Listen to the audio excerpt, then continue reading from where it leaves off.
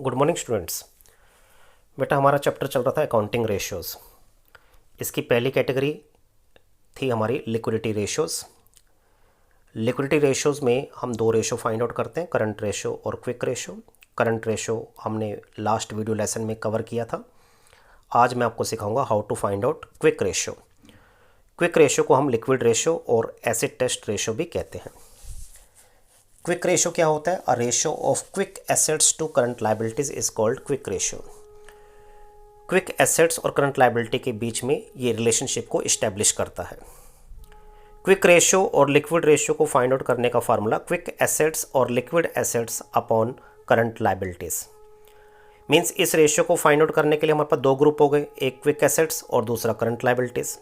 Current liabilities को हम already सीख चुके हैं करंट रेशो में कैसे फाइंड आउट करते हैं। यहाँ पर हम आपको बताएंगे क्विक एसेट्स को कैसे फाइंड आउट करना है। क्विक एसेट्स को आपने करंट एसेट्स में से ही फाइंड आउट करना है। करंट एसेट्स जो कि मैंने आपको बताया था 6 सब हेड जिसमें होते हैं हमारे। एक बार दोबारा से उस करंट एसेट्स को देखें। करंट एसेट्स में यहाँ पर ध्यान से देखें, आपके पास 6 सब हेड है। Current investment, inventories, trade receivables, cash and cash equivalents, short term loans advances, other current assets. ये हमारी 6 जो आइटम है ये हमारी करंट एसेट्स हैं। ये सारी की सारी जो हमारी करंट एसेट्स हैं ये सारी क्विक एसेट्स नहीं हैं। अब हम ये समझें इनमें से क्विक एसेट्स कौन सी नहीं है, क्योंकि क्विक एसेट्स होती क्या है? Quick assets are those assets which are in the form of cash and cash equivalents and which can be converted into cash and cash equivalents very shortly.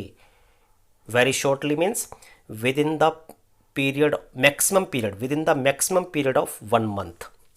एक महीने के अंदर अंदर जिनको हम कैश में कन्वर्ट कर सकें उसको हम क्विक एसेट्स कहते हैं। अब ये सारी हमारी क्विक एसेट्स नहीं है, ये जितनी भी करंट एसेट्स दे रखे हैं सारी क्विक एसेट्स नहीं है। इसमें कौन कौन सी क्विक एसेट्स नहीं है? एक तो ये second item inventories, as inventories take time to convert into cash, इसलिए हम इन्वेंट्रीज को क्विक एसेट्स में इंक्लूड नहीं करेंगे। तो एक आइटम तो आपकी बेटा ये हट गई बीच में से, तो टोटल 6 में से एक आइटम आपकी इन्वेंट्री हट गई। अब इसमें से एक लास्ट पे आ जाओ। लास्ट हमारे पास है अदर करंट एसेट्स।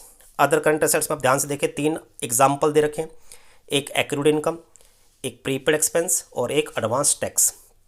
इसमें जो प्रीपेड एक्सपेंस और जो एडवांस टैक्स है ये भी क्विक एसेट्स नहीं है। प्रीपेड एक्सपेंस क्या होते हैं? जो हमने एडवांस में दिए हैं, एडवांस में दिए हैं तो इसको हम कैश में कन्वर्ट नहीं कर सकते, सिर्फ हम इसका बेनिफिट ले सकते हैं, इसको हम कैश में कन्वर्ट नहीं कर सकते, इसलिए इसको भी हम क्विक एसेट्स में इंक्लूड नहीं करते।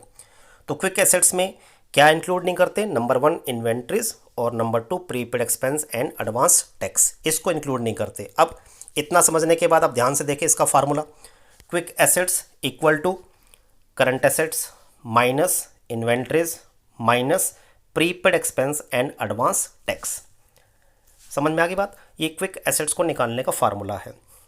अब नीचे बताया गया है does liquid assets include the following, means liquid assets में अब क्या क्या बचा? लिक्विड एसेट्स यानी क्विक एसेट्स। देखो फिर दोबारा से बेटा वहाँ पर, अब यहाँ से हमने क्या क्या छोड़ दिया था? इन्वेंट्री छोड़ दिया। इन्वेंट्री आपकी क्विक एसेट्स नहीं है, तो पहली आइटम करंट इन्वेस्टमेंट हमारी क्विक एसेट्स है। उसके बाद ट्रेड रिसीवेबल भी हमारी क्विक एसेट्स है, कैश एंड कैश इक्विवेलेंट्स भी हमारी क्विक एसेट्स है, short term loans and advances भी हमारी क्विक एसेट्स है। अदर करंट एसेट्स में हमने 2 छोड़ दिए थे, प्रीपेड एक्सपेंस और एडवांस टैक्स। तो जो एक्रूड इनकम है ये भी हमारी क्विक एसेट्स है। तो क्विक एसेट्स में क्या क्या आ गया?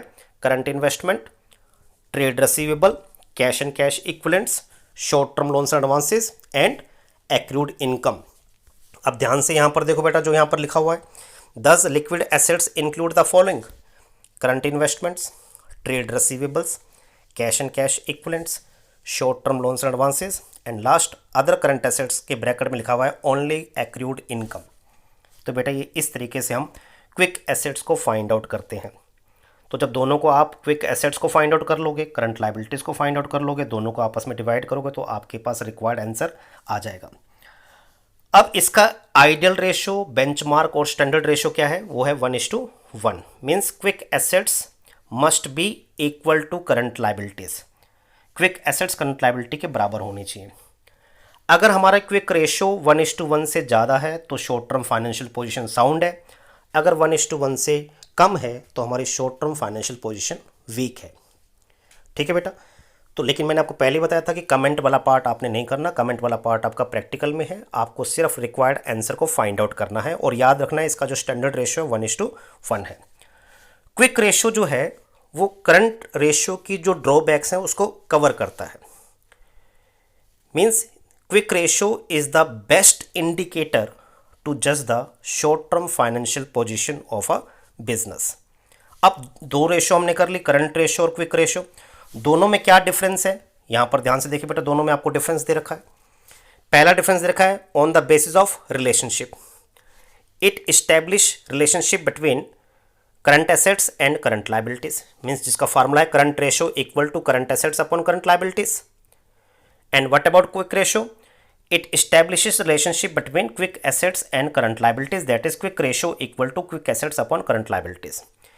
मीन्स जो करंट रेशियो है वो करंट एसेट्स और करंट लाइबिलिटी में रिलेशनशिप को इस्टेब्लिश करता है और जो क्विक रेशियो है वो quick assets and current liabilities के बीच में रिलेशनशिप को इस्टेब्लिश करता है। उसके बाद दूसरा आपको दे रखा है असेसमेंट और ऑब्जेक्टिव। क्यों असेस किया जाता है करंट रेशियो और क्यों असेस किया जाता है क्विक रेशियो, क्या ऑब्जेक्टिव क्या है, पर्पस क्या है। करंट रेशियो में it assesses or measures the ability of an entity to meet its current liabilities within 12 months from the date of balance sheet or within the period of operating cycle। Means current ratio हम इसलिए find out करते हैं ये check करने के लिए क्या business की करंट एसेट्स अपनी करंट लाइबिलिटीज को पे करने में सक्षम है या नहीं है within the period of 12 months. Quick ratio हम क्यों फाइंड आउट करते हैं, it measures the ability of the firm to meet its current liabilities immediately और विद इन अ मंथ। क्योंकि क्विक एसेट्स को मैंने आपको बताया, क्विक एसेट्स वो होती हैं जिसे हम मैक्सिमम 1 मंथ में कैश में कन्वर्ट करते हैं।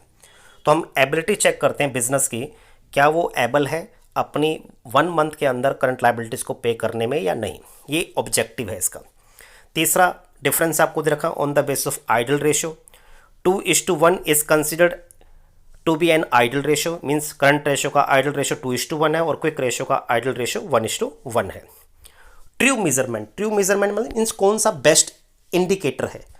करंट रेशियो जो है वो बेस्ट इंडिकेटर नहीं है टू जज the short term financial position, लेकिन जो क्विक रेशियो है वो बेस्ट इंडिकेटर है, ट्रू मेजरमेंट है to find out the short term financial position of the business.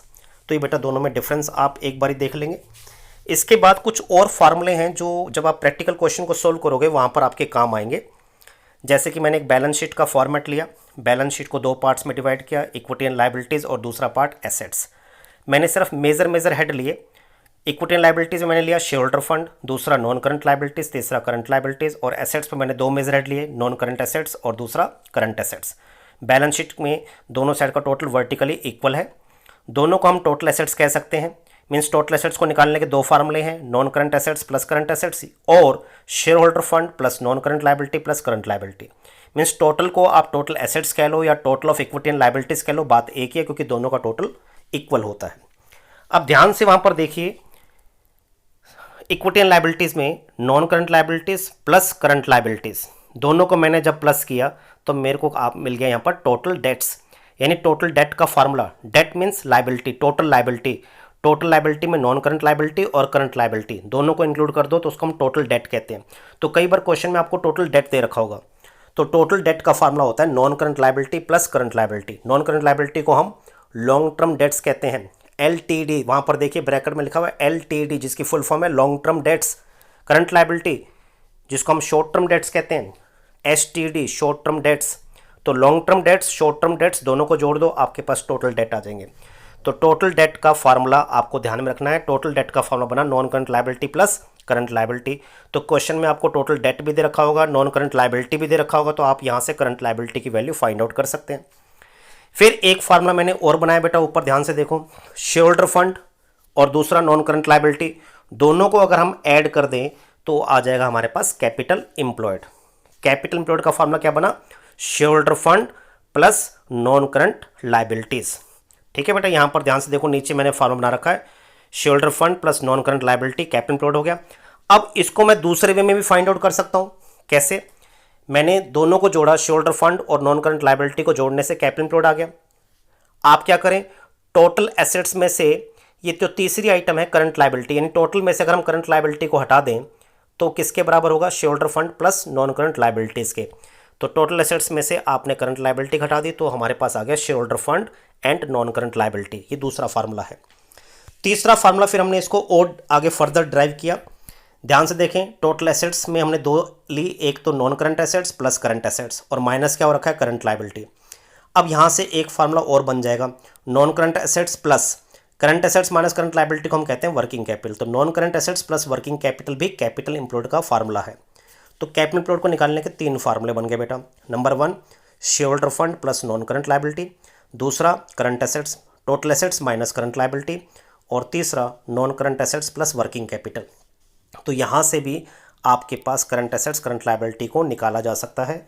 तो कई बार क्वेश्चन में आपको कैपिटल एम्प्लॉयड दे रखा होगा, कई बार टोटल डेट्स दे रखा होगा, तो आप इन फार्मूलों को यूज़ करके भी करंट एसेट्स और करंट लायबिलिटीज़ की वैल्यू को फाइंड आउट कर सकते हैं। तो ये था बेटा।